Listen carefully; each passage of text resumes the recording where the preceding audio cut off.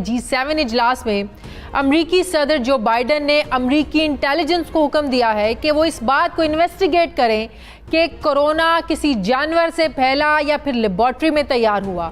انہوں نے بیجنگ کے ون بیلٹ ون روڈ منصوبے کے مقابلے میں ایک نیا منصوبہ شروع کرنے پر غور کیا، جبکہ اس کے رد عمل میں چین نے ایک بڑا سخت بیان دیا ہے۔ چین کا کہنا ہے کہ وہ دن گئے جب چھوٹے ممالک کے گروہ دنیا کی قسمت۔ ناظرین، برطانوی وزیر اعظم بورس جانسن کی میزبانی میں ہونے والے G7 اجلاس میں امریکی صدر جو بائیڈن نے امریکی انٹیلیجنس کو حکم دیا ہے کہ وہ اس بات کو انویسٹیگیٹ کریں کہ کورونا کسی جانور سے پھیلا یا پھر لیبارٹری میں تیار ہوا۔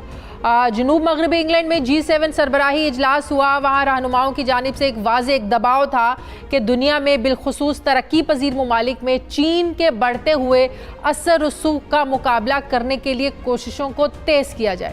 انہوں نے بیجنگ کے ون بیلٹ ون روڈ منصوبے کے مقابلے میں ایک نیا منصوبہ شروع کرنے پر غور کیا۔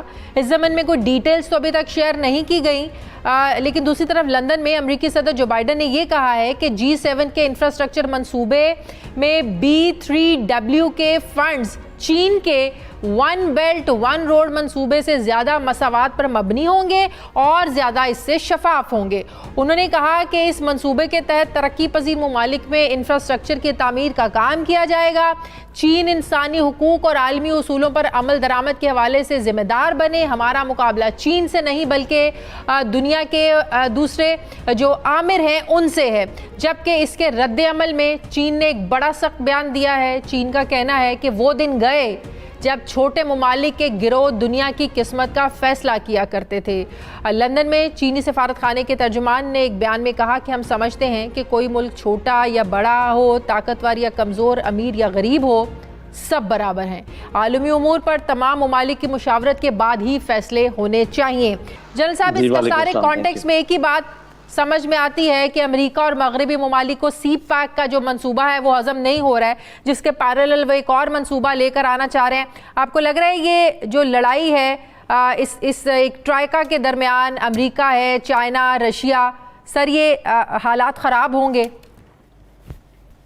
جو چھوٹے ملک ہیں ان کے لیے خراب ہوں گے، اس لیے کہ یہ جو بڑی طاقتیں ہیں یہ آپس میں تو نہیں لڑتے، یہ ٹرف وار کرتے ہیں اور ملکوں میں، اور اس کے لیے ہم جیسے ملک جو ہیں چھوٹے یا درمیانے، ان کو بڑی ہوشیاری سے یہ سارا کام کرنا پڑے گا۔ دیکھیں، میں تو ہمیشہ یہ کہتا ہوں کہ ہمیں تاریخ سے سبق حاصل کرنا چاہیے۔ ہم جانتے ہیں کہ امریکہ کی جو ایڈ ہے اس کے ساتھ کچھ نہ کچھ اٹیچ ضرور ہوتا ہے، اور وہ There is no free lunch, sir. جی بالکل کوئی فری لنچ نہیں ہے وہ، لیکن وہ اور قسم کے جو ہے نا ایکسٹریکٹ کرتے ہیں اس میں سے فائدے۔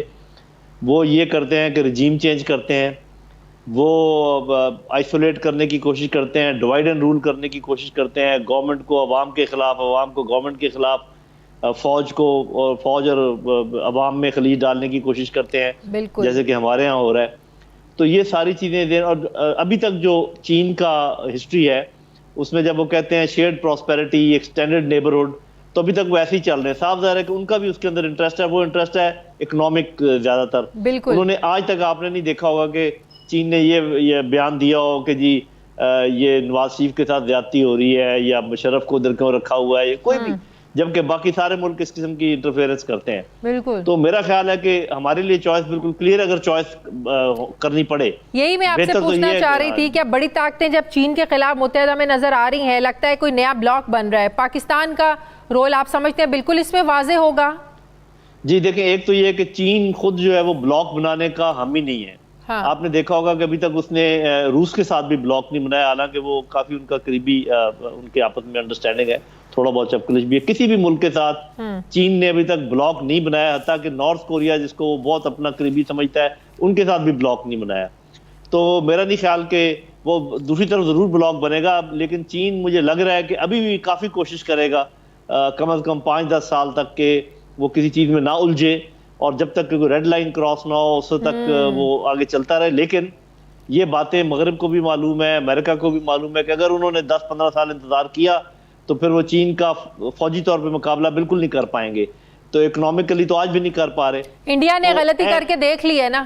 جی تو امکان اس بات کا ہے میرے اپنے خیال میں کہ یہ ضرور چھیڑیں گے، چین کو تنگ کریں گے کہ یہ کسی طریقے سے پرووک ہو، اور وہ پھر جیسے ہم جیسے ملک ہیں یہ ایک بن جاتے ہیں میدان جنگ، اس لحاظ سے کہ وہ پولیٹیکل جنگ کا میدان بن جاتے ہیں، اکنامک جنگ کا میدان بن جاتے ہیں.